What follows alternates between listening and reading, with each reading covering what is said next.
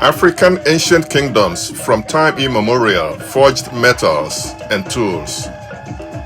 The bell musical instruments are universal throughout African culture.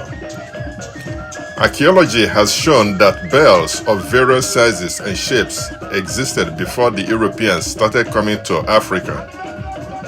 It has been well established that the ancient city cultures in West Africa and throughout the Congo region were forging metals. The Igbo people of Nigeria is one place, for example, where people in the villages made their own metal tools, including bell musical instruments.